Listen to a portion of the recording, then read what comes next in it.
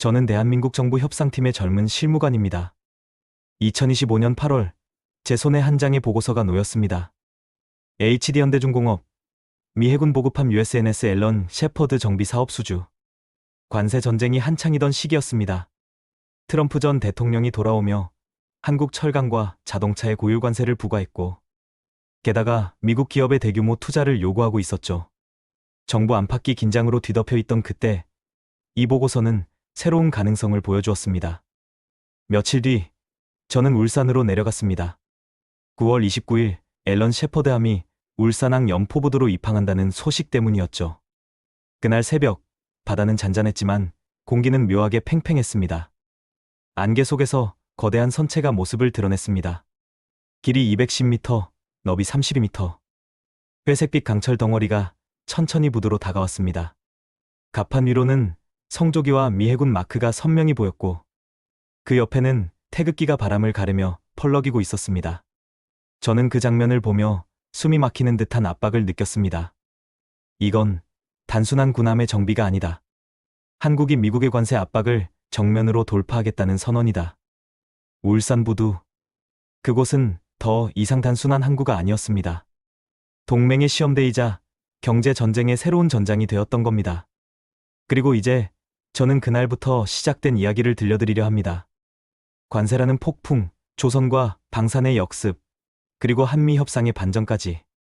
제가 직접 보고, 듣고, 느낀 기록을 여러분 앞에 펼치려 합니다. 대한민국의 새로운 서사. 지금부터 시작하겠습니다. 구독, 좋아요 부탁드립니다. 저는 산업통상자원부에서 미국 통상협상을 담당하는 실무관입니다. 처음 그 뉴스를 접했을 때 숨이 턱 막히는 기분이었죠.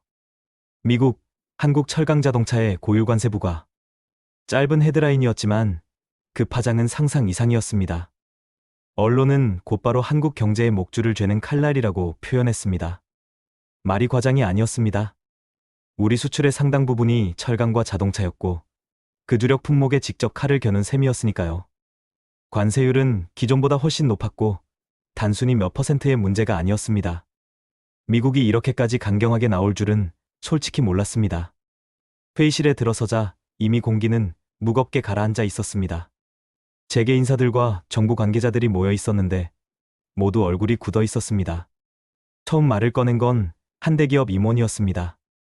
이대로라면 미국 수출길이 막힙니다. 투자 축소는 불가피합니다. 그 말에 누군가는 책상을 치며 목소리를 높였습니다. 이건 단순한 무역 문제가 아닙니다. 동맹을 무기로 협박하는 거 아닙니까? 저는 그 순간 머릿속이 복잡해졌습니다. 관세가 단순한 세금일까요? 아니었습니다.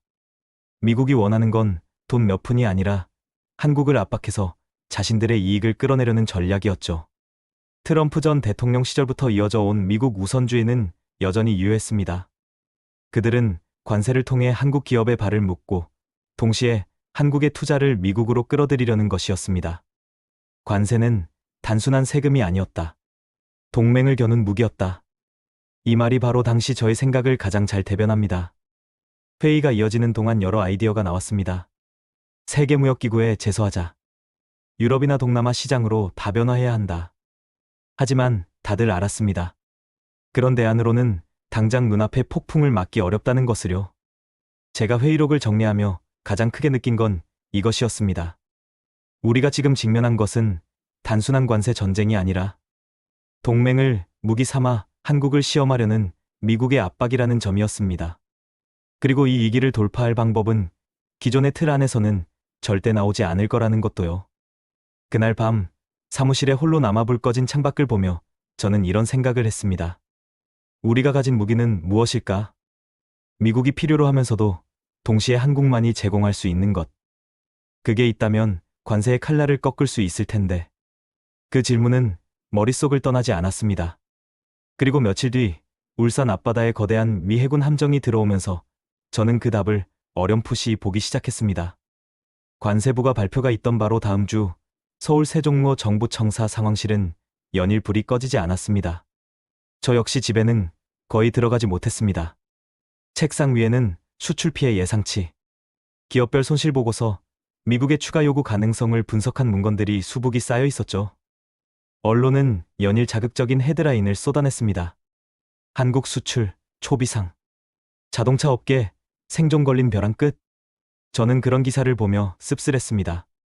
언론이 위기를 과장하는 경우가 많긴 했지만 이번만큼은 달랐습니다.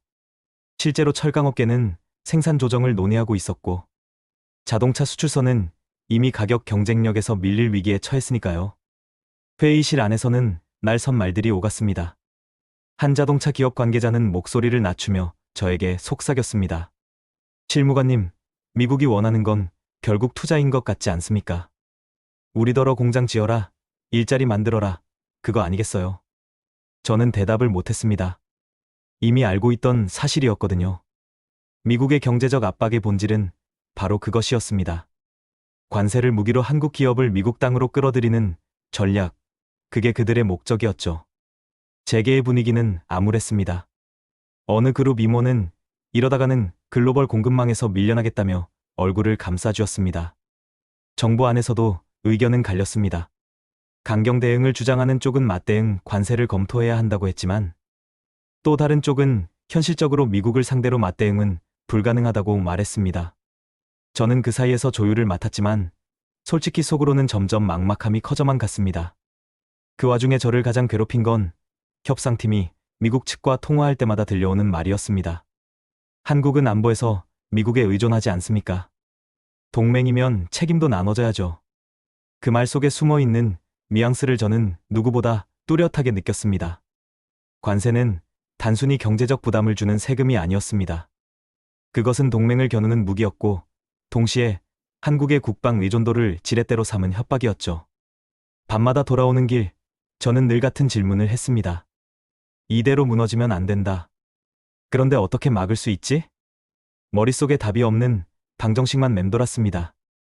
하지만 언젠가부터 작은 단서들이 보이기 시작했습니다. 조선업계의 움직임이었습니다. 울산과 거제, 목포의 조선소들은 여전히 분주했습니다. 글로벌 경기 침체로 민간 선박 발주는 줄었지만 군수보급선 쪽 수요는 조금씩 늘어나고 있었습니다. 그리고 미국이 최근 들어 자국 내 조선 역량 부족 문제를 자주 언급한다는 보고가 올라왔습니다. 혹시 여기에 기회가 있는 게 아닐까? 저는 메모지 한쪽에 조선 협력 가능성이라고 적어두었습니다. 또 하나의 가능성은 방산이었습니다. K9 자주포, K2 전차, FA-50 전투기. 최근 몇 년 사이 한국산 무기가 해외에서 좋은 평가를 받고 있었죠. 그때는 단순한 수출 성공 사례로만 보였지만 관세 폭풍이 몰아친 지금은 달랐습니다. 만약 우리가 방산과 조선을 무기로 삼는다면 미국도 쉽게 관세 압박을 밀어붙이지 못할 것이다. 그런 생각이 머릿속에서 점점 뚜렷해졌습니다. 위기의 대한민국. 언론은 그렇게 불렀습니다. 맞습니다. 위기였습니다. 하지만 저는 이 위기를 돌파할 길이 어쩌면 우리 손에 있을지도 모른다고 생각하기 시작했습니다. 울산에 들어온 미 해군 보급함, 그리고 커져가는 한국 방산의 존재감. 그 둘은 아직 선명하게 연결되지 않았지만 제 직감은 말해주고 있었습니다. 이게 우리의 반격 카드가 될 수 있다. 저는 관세 대응 방안을 찾기 위해 매일같이 자료를 파고들었습니다. 그 과정에서 눈에 들어온 건 조선업이었습니다. 솔직히 말해 몇 년 전까지만 해도 조선업은 미기 산업으로 불렸습니다. 글로벌 금융위기 이후 발주가 줄고 구조조정이 이어지면서 울산, 거제, 목포 곳곳에서 한숨이 새어나왔죠. 하지만 최근 분위기는 조금 달랐습니다. 군수 선박, 보급선, 그리고 정비수리 수요가 다시 한국 조선소로 몰려들고 있었거든요. 결정적인 계기는 미국의 상황이었습니다. 자료를 보니 미국은 이미 자국 내 대형 상선이나 군수 지원함을 제대로 건조할 역량이 크게 줄어 있었습니다.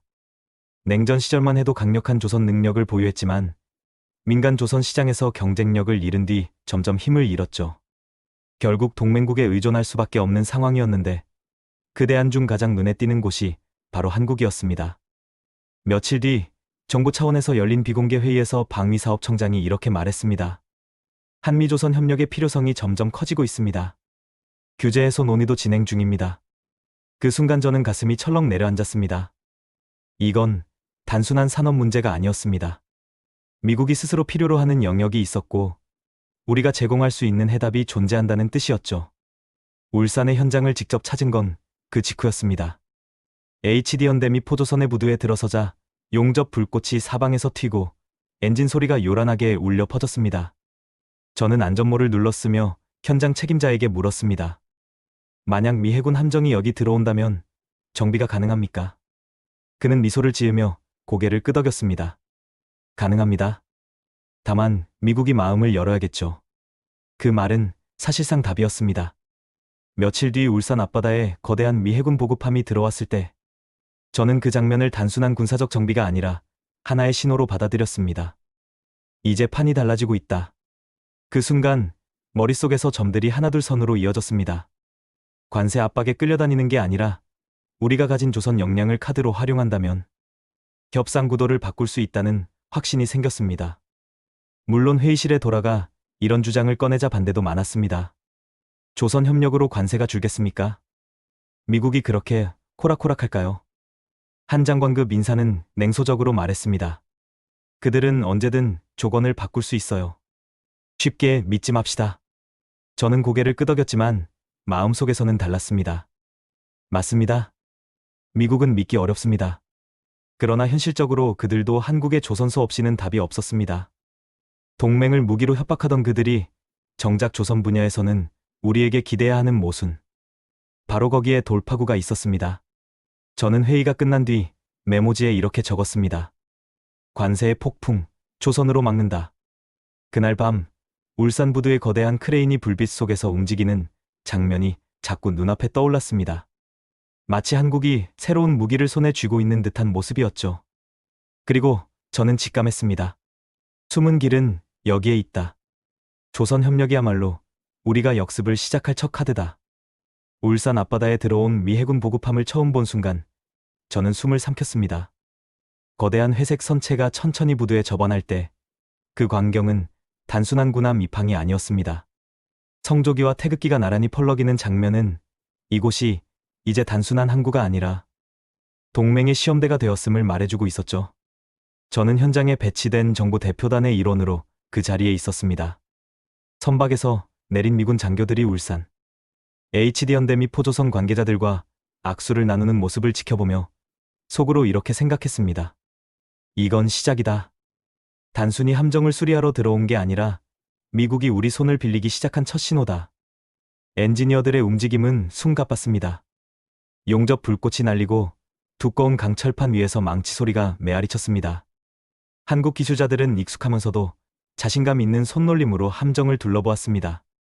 그들의 눈빛은 우리가 아니면 누가 이 일을 해낼 수 있겠느냐고 말하는 듯했죠. 미군 장교 한 명이 저에게 다가와 조용히 말했습니다. 이 함정은 태평양에서 오랫동안 작전을 수행했습니다. 이번 정비가 잘 되면 앞으로 더 많은 선박이 들어올 수 있습니다. 저는 가볍게 웃으며 대답했습니다. 울산은 세계 최고의 조선소가 있는 도시입니다. 실망시키지 않을 겁니다. 그 순간 제 안에서 알 수 없는 자부심이 차올랐습니다. 하지만 동시에 압박감도 느껴졌습니다.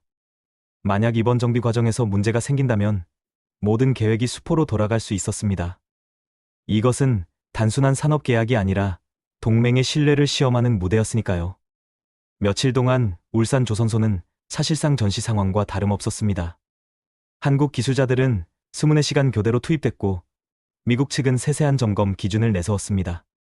저는 정보 담당자로서 수시로 보고를 받고 현장을 오가며 긴장된 눈빛으로 상황을 지켜봤습니다. 작업 속도와 품질, 2마리 토끼를 잡아야 했습니다.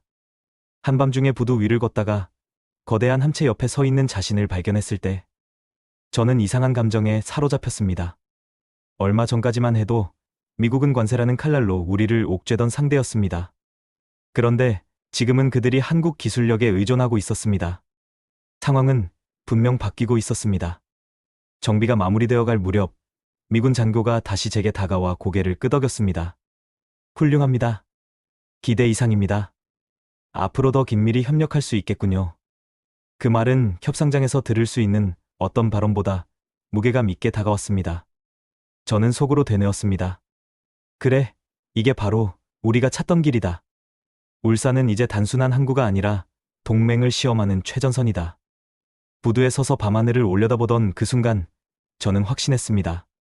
관세로 시작된 이 경제 전쟁을 우리가 끝낼 수 있다는 가능성이 바로 여기에 있음을. 그리고 머지않아 방산이라는 또 다른 무기가 이 퍼즐에 맞춰질 것임을.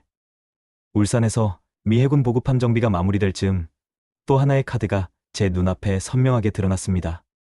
그건 바로 방위산업이었습니다. 사실 한국의 방산 수출은 몇 년 전부터 가파르게 늘고 있었습니다. K9 자주포는 이미 여러 나라에 수출되었고 K2 전차는 유럽에서 선택을 받았습니다. 폴란드가 대규모로 한국산 무기를 도입하겠다고 발표했을 때 저는 놀라움을 넘어 경이로움을 느꼈습니다. FA-50 경공격기는 필리핀과 말레이시아 등 동남아시아 시장에서 자리 잡았고 최근엔 미국의 동맹국들까지 관심을 보이고 있었습니다. 저는 외신 기사 한 줄을 유심히 읽었던 기억이 납니다. 한국 무기는 성능과 가격 모두에서 경쟁력이 있다. 이 간단한 문장이지만 그 안에는 지금 우리가 가진 힘이 고스란히 담겨 있었죠. 회의실에서 저는 처음으로 이렇게 말했습니다. 우리에겐 조선뿐 아니라 방산이라는 무기도 있습니다. 미국은 동맹국들이 점점 한국 무기를 선택하는 걸 보고 있습니다. 만약 우리가 이 두 축을 동시에 활용한다면 관세 압박은 되레 그들에게 부담으로 돌아갈 겁니다. 그 순간 몇몇 고위 관계자들이 고개를 끄덕였습니다. 하지만 여전히 반대의 목소리도 있었습니다. 방산은 어디까지나 수출이지 협상 카드가 될 수 있습니까? 미국은 여전히 압도적인 무기 수출국입니다. 저는 단호하게 말했습니다. 그렇지만 지금은 다릅니다. 미국이 전 세계에 동시에 무기를 공급하기엔 역량이 부족합니다. 특히 우크라이나 전쟁 이후 그 부담이 더욱 커졌습니다. 동맹국들이 한국 무기를 찾는 건 단순한 선택이 아니라 필요 때문입니다. 침묵이 흘렀습니다. 저는 조심스럽지만 확신에 찬 목소리로 이어갔습니다. 관세로 막힌 길을 우리는 방산 수출로 뚫어낼 수 있습니다. 울산의 조선소와 더불어 한국 무기 생산 라인이야말로 미국이 결코 무시할 수 없는 현실입니다. 며칠 뒤 실제로 해외 전시회 현장을 찾았을 때 저는 그 확신이 틀리지 않았음을 눈으로 확인했습니다. 서울에서 열린 국제방산 전시회에서 한국 부스는 그야말로 발 디딜 틈이 없었습니다. 유럽과 중동에서 온 장성들이 K2 전차와 K9 자주포 앞에서 발걸음을 멈추었고 엔지니어들의 설명에 귀를 기울였습니다. 어떤 이들은 노트북을 열고 계산기를 두드리며 세부 조건을 따져봤습니다. 그들의 진지한 표정에서 저는 단순한 호기심이 아니라 절박함을 읽을 수 있었습니다. 한 외국군 관계자가 저에게 이렇게 말했습니다. 우리는 더 이상 한 나라에만 의존할 수 없습니다. 한국은 우리에게 꼭 필요한 대안입니다. 그 말을 들으며 저는 다시금 느꼈습니다. 이제 판은 확실히 달라졌다. 울산의 조선소에서 미군 함정을 정비하던 장면과 국제 전시회에서 한국 무기를 둘러싼 관심. 두 가지 장면은 서로 다른 듯 보였지만 사실은 하나의 흐름으로 이어져 있었습니다. 관세 압박이 만들어낸 위기를 조선과 방산이라는 두 개의 칼날이 서서히 뚫고 나가고 있었던 겁니다. 그리고 저는 알았습니다. 이제 미국도 더는 쉽게 우리를 흔들 수 없으리라는 것을. 울산에서 미 해군 보급함 정비가 끝나고 국제방산 전시회에서 한국 무기가 주목받기 시작한 시점. 그 무렵 저는 미국 내부 보고서를 접하게 됐습니다. 그 문건에는 미국 국방부가 작성한 분석이 담겨 있었는데 그 내용을 읽는 순간 제 손끝이 떨렸습니다. 동맹국들이 한국 무기를 적극적으로 도입 중. 미국 방산 수출의 영향력이 상대적으로 줄어들 가능성 존재. 짧은 문장이었지만 그 의미는 엄청났습니다. 미국 내부에서조차 한국 무기의 부상과 조선 협력의 확산을 인정하고 있었던 겁니다. 그건 단순한 추측이 아니라 공식적으로 기록된 현실이었습니다. 며칠 뒤 워싱턴에서 전해진 소식은 더욱 놀라웠습니다. 의회 내부에서 관세 정책을 두고 갈등이 벌어지고 있다는 것이었습니다. 재무부와 국방부가 서로 다른 목소리를 내고 있었죠. 재무부는 여전히 강경했습니다. 한국 기업의 투자를 미국으로 끌어들여야 한다. 관세 압박은 유지해야 한다. 반면 국방부는 달랐습니다. 관세로 얻는 것보다 잃는 게 더 많다. 한국은 안보 차원에서 절대적 파트너다. 조선과 방산을 활용하려면 지나친 압박은 피해야 한다. 저는 이 보고를 들으며 속으로 작은 웃음을 지었습니다. 결국 이렇게 되는구나. 미국이 스스로 갈라지기 시작했다. 회의실에서 이 소식을 공유했을 때 몇몇 인사들은 믿기 어렵다는 표정을 지었습니다. 한 고위 관계자가 저를 바라보며 물었습니다. 정말입니까? 미국 내부에서 그렇게 갈라지고 있다고요? 저는 단호히 고개를 끄덕였습니다. 네, 사실입니다. 국방부와 재무부가 이미 충돌하고 있습니다. 이제 미국은 선택을 해야 합니다. 관세를 유지할지, 아니면 동맹을 지킬지. 그날 밤, 저는 오랜만에 마음이 조금 가벼워졌습니다. 초음관세 폭풍이 몰아쳤을 때 느꼈던 절망감이 희미하게 사라지고 그 자리를 새로운 확신이 채우기 시작했죠. 우리가 가진 조선과 방산이라는 두 개의 무기는 단순한 산업적 성과가 아니라 국제 정치의 균형을 흔드는 전략적 카드가 되어가고 있었습니다. 며칠 뒤 워싱턴에서 들려온 또 다른 뉴스는 제 생각을 확신으로 바꿔놓았습니다. 의회 청문회 자리에서 한 의원이 이렇게 발언한 겁니다. 우리가 동맹국에게 관세라는 채찍만 휘두른다면 그 결과는 결국 미국의 안보를 위태롭게 만들 것입니다. 한국은 지금 세계가 주목하는 방산 강국이자 조선 분야의 핵심 파트너입니다. 이 기회를 놓친다면 후회하게 될 겁니다. 그 발언이 기사로 실렸을 때 저는 신문을 한참이나 바라보았습니다. 몇 달 전만 해도 상상할 수 없던 장면이었습니다. 우리를 옥죄던 관세의 칼날이 이제는 미국 내부를 향해 흔들리고 있었던 겁니다. 저는 속으로 되뇌었습니다. 관세 전쟁은 끝나지 않았다. 하지만 균형은 분명 바뀌고 있다. 그리고 이 흐름은 우리가 만든 것이다. 울산의 크레인, 국제 전시장의 한국 무기, 그리고 워싱턴에서 들려오는 동요의 목소리. 이 모든 장면이 하나로 이어지며 제 가슴을 뜨겁게 했습니다.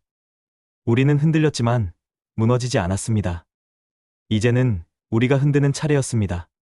워싱턴에서 들려온 갈라진 목소리들은 곧바로 협상 테이블 위로 이어졌습니다. 미국 측 협상단은 여전히 강경했지만 그 눈빛에는 분명히 망설임이 깃들어 있었습니다. 저는 그 작은 틈을 놓치지 말아야 한다고 생각했습니다. 서울에서 열린 회의에서 저희는 새로운 전략을 준비했습니다. 조선협력과 방산 파트너십. 이 두 장의 카드를 동시에 내밀어야 합니다. 관세를 단순히 낮추자는 요구가 아니라 미국에도 이익이 되는 방향을 제시해야 합니다. 제 목소리는 단호했지만 마음속은 떨렸습니다. 관세 전쟁에서 밀려날 수도 있고 반대로 역전할 수도 있는 기로에 서 있었기 때문이죠. 며칠 뒤 저는 대표단의 일원으로 워싱턴을 찾았습니다. 백악관 인근 회의실. 양국 협상팀이 마주 앉았을 때 방 안의 공기는 차갑고 무거웠습니다. 미국 측 수석 대표가 먼저 입을 열었습니다. 관세는 국가의 이익을 지키기 위한 수단입니다. 한국이 진정한 동맹이라면 우리 산업에도 기여해야 한다고 봅니다. 저는 숨을 고르고 준비해온 자료를 꺼냈습니다. 크린에 띄운 건 울산에서 정비를 마친 미 해군 보급함 사진. 그리고 세계 각국으로 수출되는 한국 무기의 행렬이었습니다. 보십시오. 울산은 이미 미 해군 함정을 정비하고 있습니다. 미국 조선업체가 감당하지 못하는 부분을 우리가 메우고 있습니다.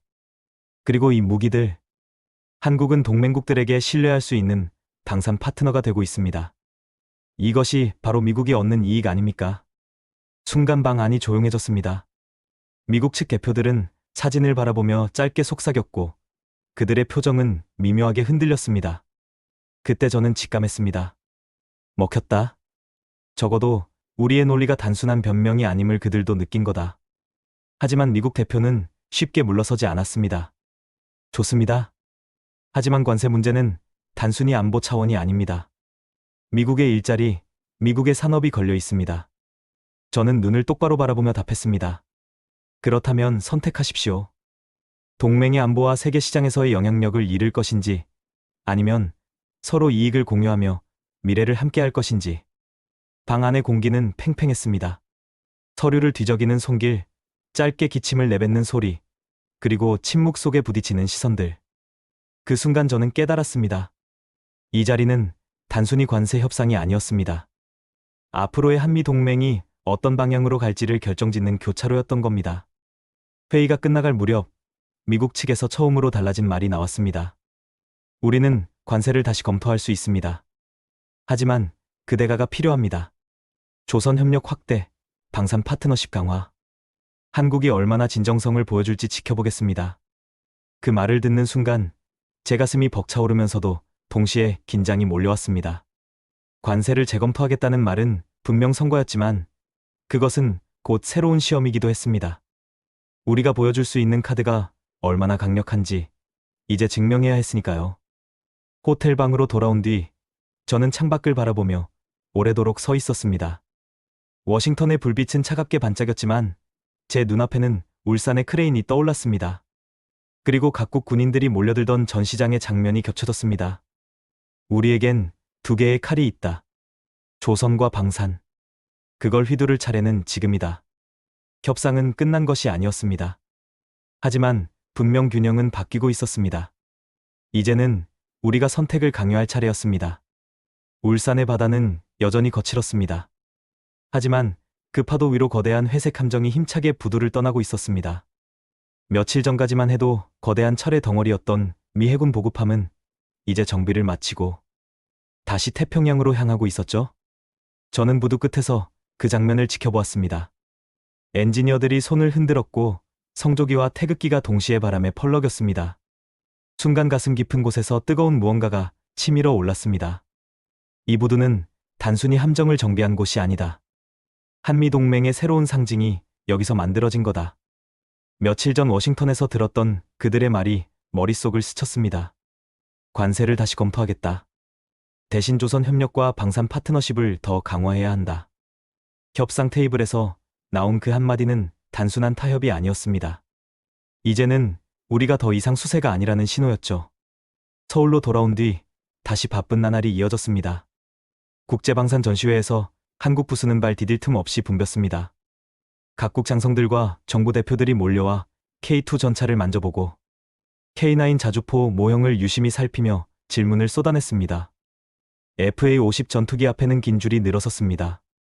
저는 그 열기를 보며 생각했습니다. 우리가 가진 건 단순한 무기가 아니다. 동맹국들이 믿을 수 있는 신뢰다. 언론은 연일 보도했습니다. 한국, 세계 4위 방산 수출국 도약. 조선과 방산, 두 축으로 미국과 대등한 파트너십 구축. 신문 지면과 뉴스 화면에 쏟아지는 제목들을 볼 때마다 지난 몇 달간의 치열한 협상과 불안한 밤들이 주마등처럼 스쳐 지나갔습니다. 그러나 저는 잘 알고 있었습니다. 이것이 끝이 아니라 시작이라는 것을. 관세 전쟁은 우리를 시험했지만 동시에 우리를 성장시켰습니다. 만약 그 압박이 없었다면 우리는 여전히 뒤에 서 있었을지도 모릅니다. 하지만 이제는 달랐습니다. 조선소의 용접 불꽃과 전시장의 환호는 한국이 더 이상 약자가 아님을 증명하고 있었습니다. 밤이 깊어갈 무렵 저는 사무실에 홀로 앉아 서류를 덮었습니다. 그리고 조용히 창밖을 바라봤습니다. 도심의 불빛 사이로 바람에 휘날리는 태극기가 보였습니다. 그 순간 마음속에서 또렷한 목소리가 울렸습니다. 관세 전쟁은 한국을 흔들었다. 하지만 울산에 들어온 미 해군 함정은 우리가 약자가 아님을 증명한 상징이었다. 방산과 조선, 두 개의 칼날을 쥔 나라. 그 이름은 대한민국이다. 제 심장은 세차게 뛰었습니다. 실무관으로서 겪어온 지난 시간들이 결국 하나의 결론으로 향하고 있음을 느꼈습니다. 우리는 이제 새로운 동맹의 서막 위에 서 있었습니다. 그리고 그 길은 분명히 더 큰 무대로 이어질 것이었습니다. 오늘의 사연은 여기까지입니다. 구독과 좋아요는 영상 제작에 아주 큰 힘이 됩니다. 지금까지 감동케어, 저는 라우라였습니다. 긴 영상 끝까지 시청해주셔서 정말 감사합니다. 내일 더 좋은 이야기로, 더 흥미로운 이야기로 찾아뵙겠습니다. 감사합니다. 구독, 좋아요 부탁드립니다.